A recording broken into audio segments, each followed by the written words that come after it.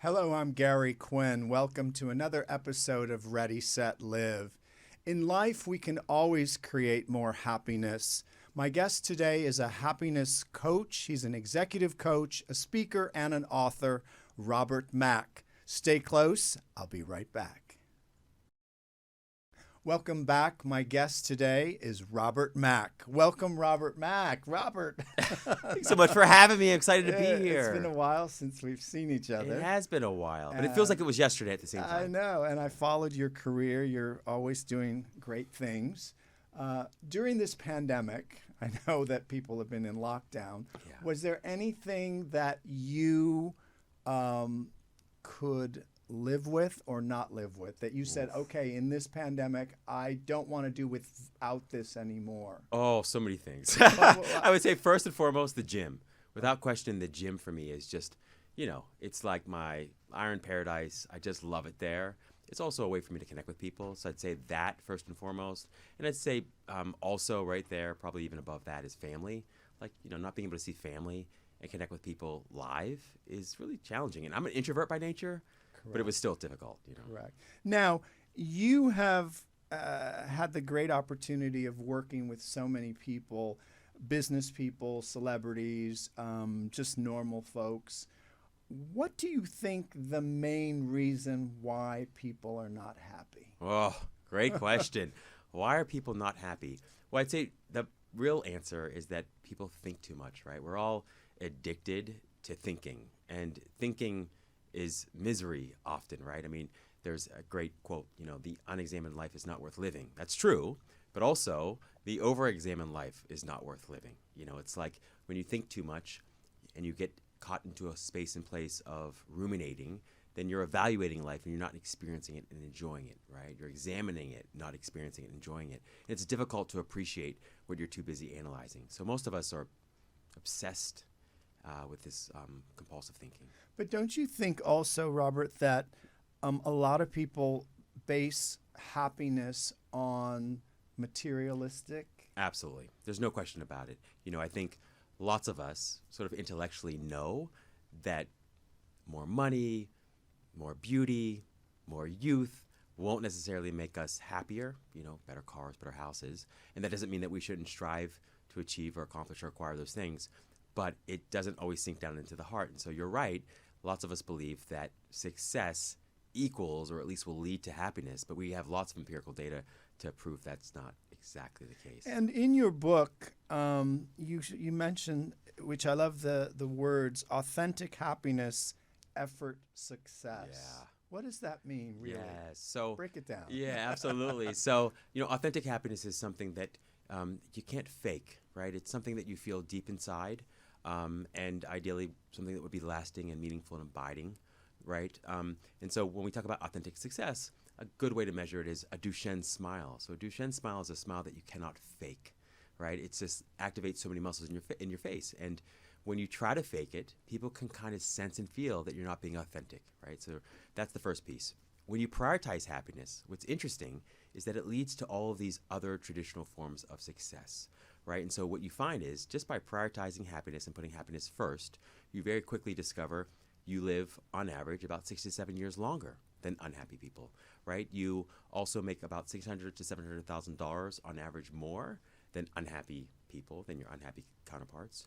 You get married earlier, stay married longer, and are happier in all your relationships, whether you're married or not. You experience less job burnout, even things like attractiveness. So happy people are actually rated as more attractive than their unhappy versions of themselves, right? And so in every way, happiness is attractive in terms of, sort of attracting desirable conditions, circumstances, people.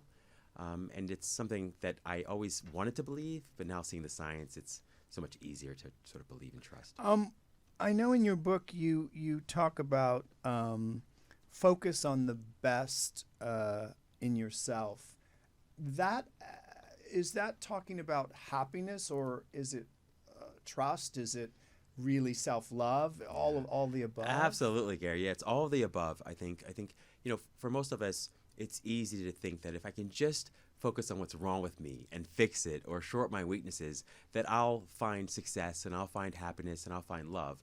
But we know that's generally not the case, that just focusing on weaknesses within yourself and other people doesn't really make you extraordinarily happy or extraordinarily successful. It just mostly makes you average or mediocre in life. And so what extraordinarily successful and extraordinarily happy people do instead is, sure, if there's an Achilles heel they have, they'll shore that up. They'll try to work on that weakness enough to make sure it doesn't compromise the rest of their lives or the rest of their work or the rest of the relationship. But mostly what they do is they identify their signature strengths and they exploit and leverage those signature strengths so that, and that's where they have the competitive advantage, right? And so instead of really focusing on the worst within you or within your relationship or within your life, you're much better off focusing on the things that are going well and trying to improve those things even more. Let's say that you meet someone who's really depressed, Yeah. downer, really into this negative cycle. Is there hope for them to switch gears and become happy? Yes, Gary. I love that question, and I'm living proof of that, actually. Were you depressed? I was so depressed, Gary. I was so Really? depressed. The only reason I do the work I do today is because I was suicidal. Really? Yeah, I mean, my first memory in life, about 4 or 5 years of age, was being deeply depressed, and I always thought I would grow out of it. You know, I was extremely insecure and shy and stressed and anxious and self-loathing. I thought, well, I'll get good grades, and I'll probably, hopefully, eventually be the professional basketball player I always wanted to be. That was my dream. But as I got older, the depression did not get better. It actually got worse. And I got to a place where I was experiencing suicidal ideation like every single, I'd say every hour, but it was dozens and dozens of times a day. I thought about suicide more than I thought about anything or anybody else in my life. And I eventually got to a place where I decided I was going to do something about it. So I went and did a little research, decided I was going to slash my wrist. I didn't have access to a lot of the other means. Some of the other means seemed very violent. So I got a kitchen knife, dug into my wrist. I still have the suicide test marks in my wrist to this day. But something very How old strange were you? happened then. It was about 20, mid-20s. Wow. Yeah, mid-20s. And at that point, I had a great consulting job. You know, I had a great relationship. I was healthy. I didn't really have any reason to complain or be unhappy, and yet I was, you know. And what's strange is, and unexpected, is that in that moment that I was digging this knife into my wrist, is that, like, for no good reason that I could understand at the time, I felt real peace and joy and love for the first time in my life in a real way, like not just from the outside, but on the inside. And so, strangely enough, I was like, well, I could put off this suicide thing for like 15 minutes. Gary, that was it. It was 15 minutes, you know? And even that I wasn't committed to. It felt like a really tall order. Like, how am I going to last 15 minutes? But in that 15 minutes, I started doing some research, and I quickly discovered I wasn't alone. And that 15 minutes has now bled into over 2 decades. Wow. I mean, there's a lot of people who suffer from anxiety and panic and stress and depression. Yeah. It seems like it's a little bit of, I don't want to say hereditary, but it seems like also it's based on not one particular thing. It just sort of like happens. So you make a great point here. So I'll describe it just in terms of the happiness piece itself. So when we talk about happiness, we generally have a formula, like a happiness formula, and it's basically H, happiness, equals C plus S plus V. The S is your genetic set point. Mm-hmm. So that accounts for about 50% of your happiness level. So that means that some of us are wired for happiness and some of us are wired for a little unhappiness, right? So you've got that going on, 50%. But that 50%, believe it or not, is malleable. It's changeable. You can change it. It's not like height or eye color, right? You can actually do something about it to improve it. And so, yes, you're absolutely right. There's certainly a genetic component. I mean, even our nervous systems sometimes are wired a little high or a little low. But it is complicated. And part of what makes it more complicated is as we get older, we change and things in our lives change. But the one thing that seems to remain the same is that if you don't do anything about it, and if you don't learn basic emotional regulation skills or cognitive agility skills or how to self-soothe, it tends not to get better on its own, right? So you have to kind of intervene on your own behalf. But it is manageable. I'm living proof of that. And also, based on your diet, based on your exercise routine, your mindset really plays a major part into it. But I think people forget about it. And I grew up as an athlete, swimming, training for the Olympics. So if I don't exercise now, I don't feel right. But I think what you've done is you're living proof to show that it is possible. And I think there are needing to be role models that come forth because so many people suffer, especially during this time when they've had to look at themselves. Yeah, that's it. Have you found that more people are seeking you out with this issue, or is Yeah, it just balance? for sure. Absolutely. At first, at the beginning of the pandemic, I've always I've been very blessed and lucky. I've been doing it for 20 years, so full practice. But at the beginning, some folks were like dialing out. They're like, right now, I've got to watch my money and I'm going to be at home. It's going to be okay, actually. I'm looking forward to just being at home for a little while. And then very quickly, you discover that the one person you can't divorce is yourself. Right. Right. And you Right. start to see all the problems that you have. And so then all of a sudden, the demand went higher and higher, which is good on a professional level. But quite frankly, it's sad because Right. people are really lonely. They're really depressed and they're really anxious and they don't know exactly how to regulate their emotions. So they're often, emotionally disordered. And that causes problems for their relationships and their finances and really every area of your life. So, it can be a little challenging in terms of getting your hand around it, but it helps to have experts and other folks you can lean on. What does love mean Yeah. to you? Yeah, so I have a very unique definition, I suppose. It is the felt connection with life itself. Okay, so there's life within you, there's life within me. It's the same one life. When I am aware of that life within you, that presence within you, and I feel it within myself, I call that love, right? It's just felt oneness or connectedness or connection with the infinite eternal life force within each of us, right? I also sometimes use the word happiness for love. I think they're the same thing. Love and happiness look like two different energies, but it's really the same energy perceived in two different ways. When you're happy all by yourself, you just call it happiness. When you share that happiness with the world, we call it love. But really the heart of it is happiness, right? We know lots of people who claim to be in love but are miserable. I wouldn't call that love necessarily. I call that addiction or attachment, need, desperation. It's the ego stuff. But when you're happy and you're from that place of happiness, sharing your happiness with the world or with another person, that's when I call it love. So happiness is or love is like extroverted happiness, and happiness is like introverted love. If that makes sense. And I think to your point, I think that in order to have not perfect, but healthy relationships with people, you have to have that love within first, because I really don't believe you cannot love someone truly if you don't love yourself. What would you say to people, because I know there's relationships that they get married, the honeymoon is over, then all the, let's say, drama starts to appear. What makes a healthy, committed relationship? Yeah. So many things. I would say you nailed it, honestly. I think love is ultimately self-love shared. Love is happiness shared. And the challenge and opportunity, I think, with the relationships is that we often enter into relationships because we think relationships are designed to make us happy. But relationships aren't designed to make you happy. They're designed to help you grow and become aware. Now, when you grow and you become more and more aware, you do tend to become happier, right? But again, the real opportunity is not to outsource your happiness or your self-love to the other person, which is what we all do. We outsource our emotions. And anytime you blame somebody else for what you feel, even if you're legitimate in it, even if they've done something wrong that they shouldn't have done, when you do that and you outsource your happiness or your self-love, you suddenly render yourself powerless to do anything about it, because now it's all in their hands, right? And so what happens in relationships is that you've got two people who are not all that maybe deeply self-loving, maybe not all that secure, maybe not independently happy on their own, and maybe they look for a relationship out of that place of insecurity and emptiness and lack.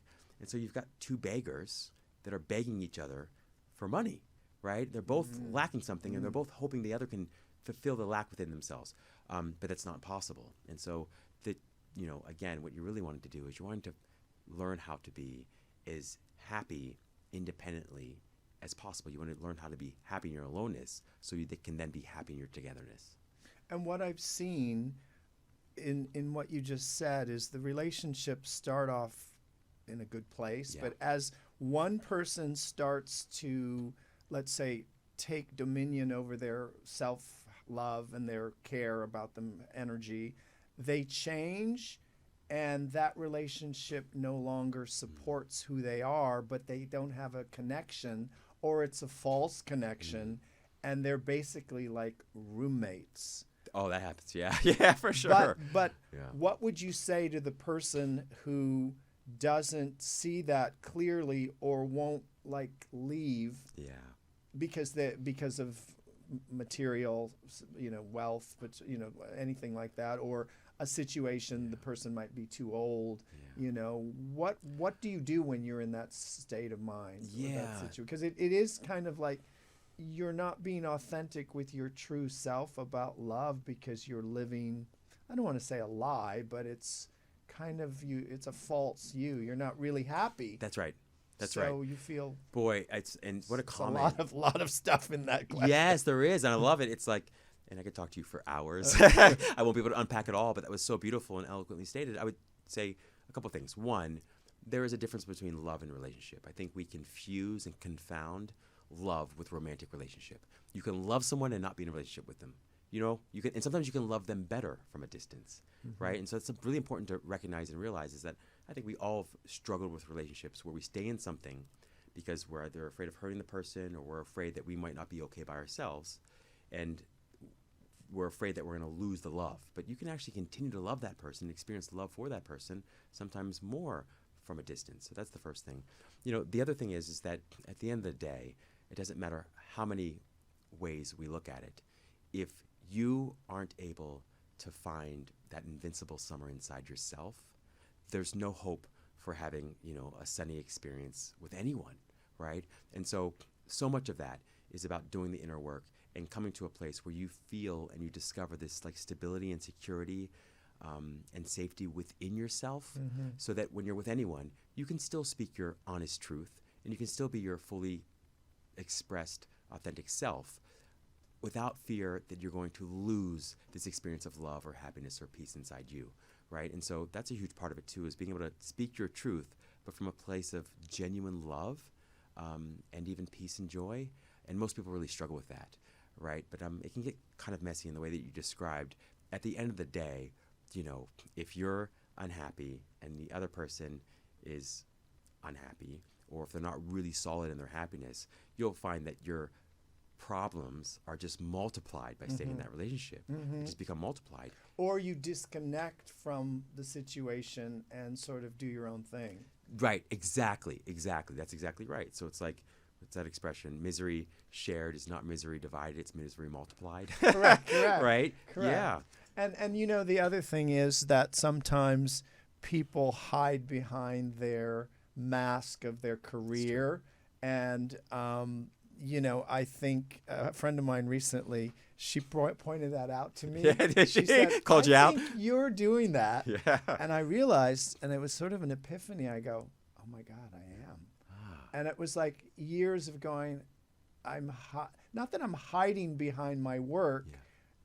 I think I'm hiding my emotion in some way, maybe, but it's sort of stepping up, upgrading and saying, okay, this is my truth. I have to say this, not edit. Yes. So you make a great point. And I think a lot of us find ourselves in positions of doing that, where it's like, look, the truth is people are peoply. They're very messy. We're all very messy and we're very complicated. And even when we're deeply self-aware, there are still blind spots that we all have. And those things manifest inside the context of relationships, all relationships, but especially romantic relationships. So sometimes it feels so much safer and more comfortable and more familiar and more reliable to just stick with your work and to hide behind the work. Correct. Right? But the truth is that your work can be enhanced and improved in a great way, and relationships and all areas of your life, by addressing just a couple of the challenges that are being experienced on the inside of you, right? So it's like, usually it's just a pattern of thought that you've practiced for many, many years, that you probably inherited from your parents or from society, right? And you find yourself living this script and partly this life or this way of being that isn't even exactly who you are. Right? And so the challenge is just to look at whatever it is that bothers you, whether it's anxiety or stress, it's jealousy, it's insecurity, whatever, without judgment. You don't need to change it all right away or fix it all right away, but non-judgmental observation or awareness of what you're thinking and feeling in and of itself dissolves the unhappy stuff over time. So we sometimes think we have to get in there and do a whole lot of work, but just noticing it and not escaping to your head about it, but just feeling what you're feeling, noticing what you're thinking. Don't judge yourself for it. If you do it consistently enough, all those things begin to dissolve on their own. And I think it's also having no judgment, no expectation, and not worried about what's going to happen tomorrow, and really start to be in the now of being present in this moment. Yeah, Gary, because that's everything. That's the now. Well, yeah, I mean, it's such a great point. And, we all kind of struggle with this. And part of it, we can blame the brain because the brain is set up in such a way that it's meant or designed to keep us alive and not necessarily make us happy, right? We've got a negativity bias built into the brain. The brain is like the center of a ship. Its whole job is to validate its position by solving problems. It's like, how can we avoid danger and prevent threats and all that good stuff, right? And so that means that often problems get most of our attention, as does the future and as does the world, instead of the now, right? And instead of ourselves. And so what we're really wanting to do, like you said, is learn to be more and more present. The past is history, the future is fantasy. And sometimes it takes a lot of work.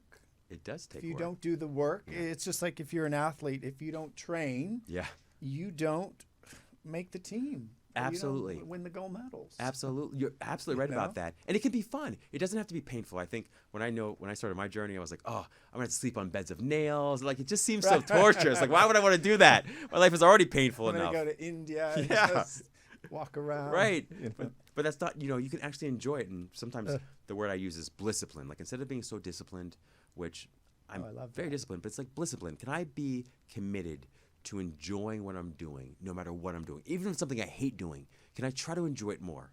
Can I try to at least accept it if I can enjoy it? But let me, for sure, let go of all the negativity and resistance about doing it, right? And so if you can learn to enjoy even the stuff that you don't necessarily want to do, by adding music, by bringing people along, by going slower, whatever, you tend to find that you stick with it a lot more easily and you make a lot more progress a lot more quickly.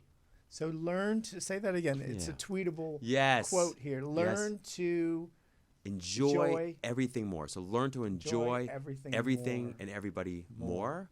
And that often means, try to make it fun. Just try to make it fun. Life is taking people enough. Life should be fun. I mean, we get so serious about everything. And, I can be happy, I can be crazy, I can be fun, but I have fun wherever I go. It's not like, oh, this is going to make... It's like, no, why just be, when I'm working in different countries, I'll hear someone on the street singing. I'll be with my translators, and I'll go and start singing. I love that. Yeah. And that is not? something I've experienced through you every time I connect with you, genuinely. Like, you always bring light and love and a joy with you, and I just am so grateful for that. And I love that attitude, right? Because, look, here's the deal. You have to take this journey called life anyway. Whatever it is that you're doing right now that you don't want to be doing much longer, you have to do it at least for now. So you can't always change your life this red-hot moment, but you can change your experience of life this red-hot moment by just being more present, trying to enjoy it more, adding a little fun, going slower. There are countless ways to do it, but the key really is to be more present. Do you have any fears? Any fears? Does Robert have a fear? Yeah.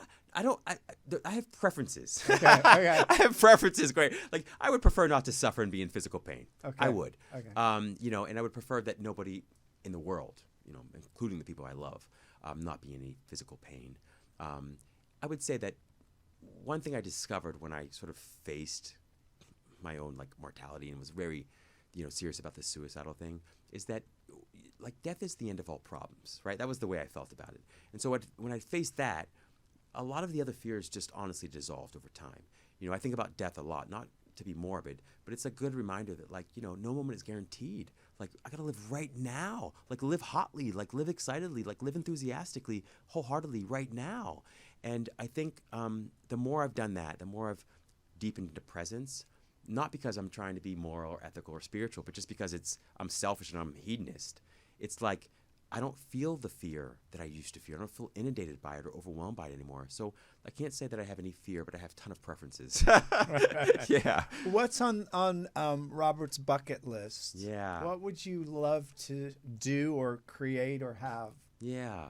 I genuinely want to get, first and foremost, all of my books out. So I wrote 8 books. Okay. And I was, it's like... Gotta get them out. Gotta get them out, Gary. Are you kidding? I'm only getting older, brother. I'm only getting older. So I want to get those out. That's key for me. Intention. Yeah. Besides that, I've done traveling. I love traveling.